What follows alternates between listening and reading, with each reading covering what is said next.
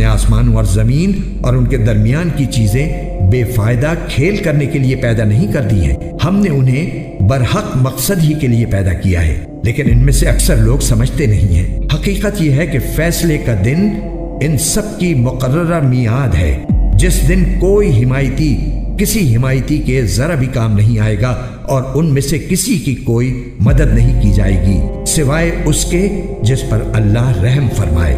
یقیناً وہ مکمل اقتدار کا مالک بھی ہے، بہت مہربان بھی۔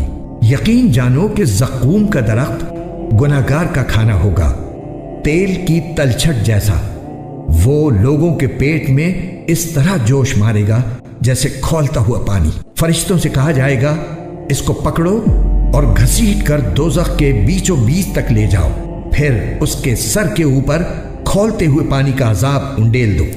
کہا جائے گا کہ لے چکھ، تو ہی ہے وہ بڑا صاحب اقتدار، بڑا عزت والا۔ یہ وہی چیز ہے جس کے بارے میں تم لوگ شک کیا کرتے تھے۔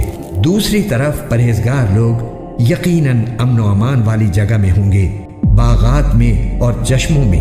وہ آمنے سامنے بیٹھے ہوئے سندس اور استبرق کا لباس پہنے ہوں گے، ان کے ساتھ یہی معاملہ ہوگا، اور ہم بڑی بڑی آنکھوں والی حوروں کا ان سے بیاہ کر دیں گے۔ وہ وہاں بڑے اطمینان سے ہر قسم کے میوے منگواتے ہوں گے۔ جو موت ان کو پہلے آ چکی تھی، اس کے علاوہ وہاں وہ کسی اور موت کا مزہ نہیں چکھیں گے، اور اللہ انہیں دوزخ کے عذاب سے محفوظ رکھے گا۔ یہ سب تمہارے پروردگار کی طرف سے فضل ہوگا۔ انسان کے لیے زبردست کامیابی یہی ہے۔ غرض اے پیغمبر، ہم نے اس قرآن کو تمہاری زبان میں آسان بنا دیا ہے تاکہ لوگ نصیحت حاصل کریں۔